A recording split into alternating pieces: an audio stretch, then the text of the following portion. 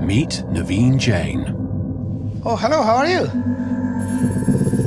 So, I'm going to show you some of the cool stuff here. Stuff from space.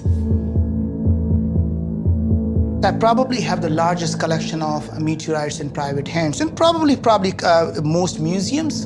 And this is something that I like to share with everybody, and the reason I'm sharing with you is because I want people who can't afford to have them to be able to see what they are like. I want them to be people to be able to touch them, and people to be able to feel that same thing that I feel having these meteorites in my hand.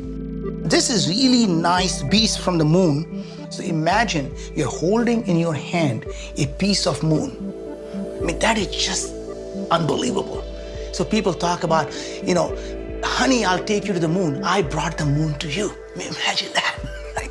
This particular meteorite fell last year in California, and I was watching the TV, and I saw this woman holding this meteorite. And I contacted her, and I somehow convinced her that it's in much better hand with me than with her, because I think it could pay for her kids' college education, which is how I have it.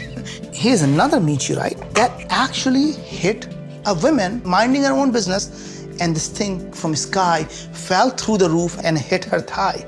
This meteorite would be less valuable, but for the fact that it actually hit a human being on Earth. And it's just really fascinating. Naveen has a seemingly never-ending collection of rocks from outer space. He said they were worth over $9 million, a drop in the ocean for a man with a personal wealth estimated at $2.2 billion. Look, beautiful, burnt rock.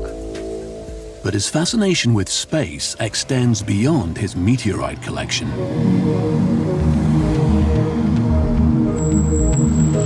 Moon Express. Thank you. How do you become a billionaire? Perhaps some of the answers can be found by watching Naveen go about his strict daily routine. I wake up about 4:30 and 5, and between 5 and 5:15, I am working on email, catching up on news, looking at the blogs, looking at the different opinions. Because people just don't sleep. I mean, they're working 24/7. Somewhere around the world, people are awake and working. So you're always constantly being bombarded with request, information, or just sometimes news. And so in the morning, I wake up and I, take care of my mind.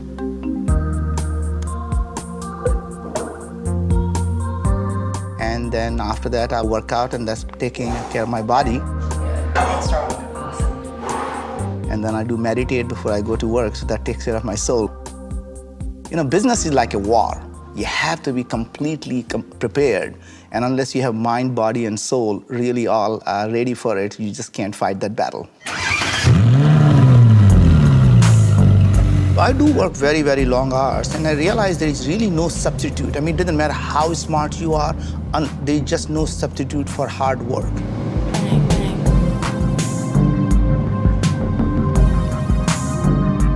If you want to succeed in life, you have to be absolutely at your best. And the only way to be absolutely at the best is to give it 100% of yourself.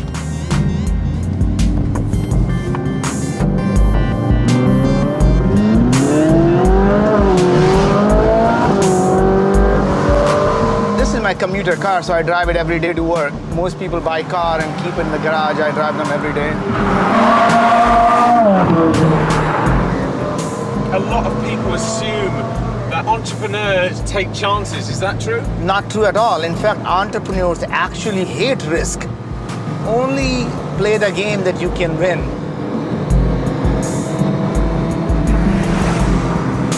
Making money is a byproduct of doing things that you really enjoy doing. It is never a goal in itself. And it's like having sex and orgasm. You have to enjoy the process and not focus on the end goal. People actually who focus on end goal, like getting an orgasm, never get one.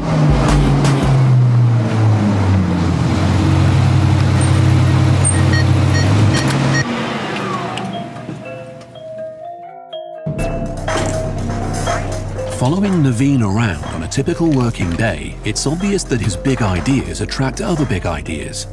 And his interests stretch way beyond the information e-commerce world in which he's built his fortune. We're in the midst of building this. We're in the, part of it's being built right here in Seattle. Hopefully by the end of this year, it's all going to get put together, and we're in flight tested. So how many people? Two per? Yeah, it's pilot, astronaut, and you. Okay. We call it the right stuff experience. For Naveen, the billionaire formula is simple. What makes a successful person? They go out and solve big problems. So you know how to make $1 billion? You solve a $10 billion problem. Having already made his billions, he now unashamedly wants to use his business brain to change our world. Let's focus on education, healthcare, energy, shortage of water, shortage of food, and I'm going to tell you how innovation and entrepreneurship can solve each of these problems. Let's look at education. Imagine if you are able to use a $25 tablet and build some type of a game that's more effective than a private tutor, and it's more addictive than the most addictive video game. Think about it, one day a child is going to come to the mother and say, "Mom, can I just play one more hour of math? Because I enjoy it so much." Naveen has a knack of putting people under his spell, making his mission to solve some of mankind's biggest problems seem plausible in space and on Earth. What if we can build an artificial intelligence system that can be used by a village girl? She'll be able to go door to door and able to diagnose the diseases where there are no healthcare, there's no hospitals, there are no doctors. These are big ideas that could turn a big profit, but some of them seem a bit far-fetched. What if we take a 3D printer on the moon and somebody can go out and send the DNA of a bacteria or a virus and we print it right there and leave it on the moon and watch it grow? Right. These ideas, they're a bit out there, aren't they, Naveen? Don't people think you're just a bit mad? Well, the point is that the reason they think it's mad, because they don't know it's already happening. The things that used to be science fiction are now becoming science reality. Naveen's relentless enthusiasm, obsessive work ethic, and unquestionable self-belief are some of the building blocks of how to be a billionaire. And it turns out these qualities were forged in an intriguing childhood. Naveen is a father of 3 who runs 4 companies and has his own space program. How do his children live up to that? My oldest, when he was very young, one day he came to me and said, "You know what, Dad? I'm going to make more money than you ever did." I actually sat him down and I said, surprising you think of success in that way. Success is not about how much money you're going to have. Success is about how many lives you'll be able to improve. And if you really want to be more successful than I am, go out and improve more people's lives than I'm able to do in my lifetime. And that's what's going to make me proud of you. And he said, "Whatever, Dad." I was 6 years old when Dad started his first company. And at the age of 7, he was taking me on the road with him.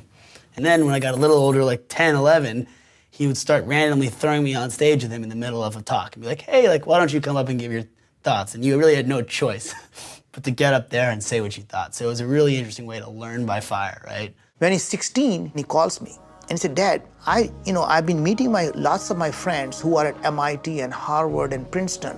What if I brought the great mentors that you had for me, helping these young kids? If I could do that around the world, I'll be able to improve more people's life than you did. Would that make you proud?" And I said, "Yes." And guess what? That's when he started Kairos Society. And today it's world's largest entrepreneurial society. America needs to reinvent our economy. We need to refocus our entire national efforts on young entrepreneurs. How can we be pioneers that move the world forward? Naveen seems to be nurturing his children on a predetermined path to success. His 16-year-old son Neil is the youngest student ever to attend the Singularity University in the Silicon Valley. Entrepreneurship, it's just kind of like a way of life, really. You can't turn it off. And his 19-year-old daughter Priyanka, who is studying at Stanford University in California, is making her mark in the world of social philanthropy. I've spent 18 years of my life taking for granted everything that I have. A great family, parents, mentors, an education, good health. Things that millions and millions of girls around the world live without. My accomplishments in this world will never be measured by what I do. It will be actually measured by what our children are able to do.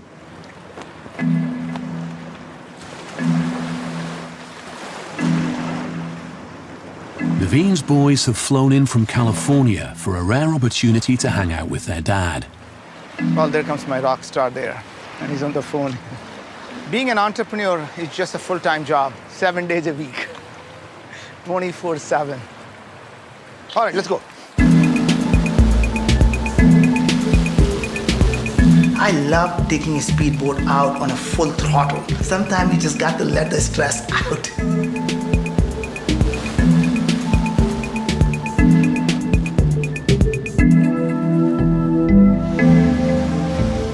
Just want to give you a heads up that we pushed an updated build. It's, obviously it's still... You want them to work hard, and sometimes you want them to just slow down a bit, but it's never a balance.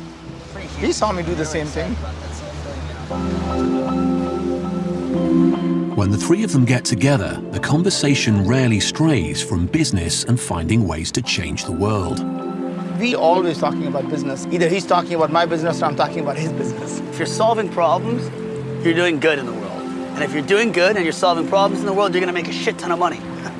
If you can solve a problem that affects 1 billion people, and even if you only got $1 out of each of those people, you'd still make $1 billion. Without doubt, the kids are a chip off the old block. But is their entrepreneurialism purely down to their privileged upbringing, or is it in their blood? Maybe the answer lies in Naveen's past. I grew up in India, and we were very, very poor. And we didn't have to be poor. My father had a pretty decent job in the government. He was a civil engineer, overseer, responsible for building government buildings. India is extremely corrupt society. My dad, in his humble wisdom, decided that he wants to be an honest man. He's just not going to take a bribe. Guess what happens? In government, you never get fired. You get transferred. Every 6-9 months, that son of a bitch has to go. He's not taking money. Find somebody who takes money. So we go to the most rural areas, and most of our education was done in places where there are no tables, no chairs, no whiteboard. You sat on the floor, you wrote on the floor. And despite all that, my sister went on to do a postdoctorate in applied mathematics. My brother had a PhD in computer science and a PhD in statistics. And I'm the least educated person with a degree in engineering from IIT and MBA. That is the kind of value system that constantly governs my life. Always looking back and saying the humble background that you come from and how much you have achieved.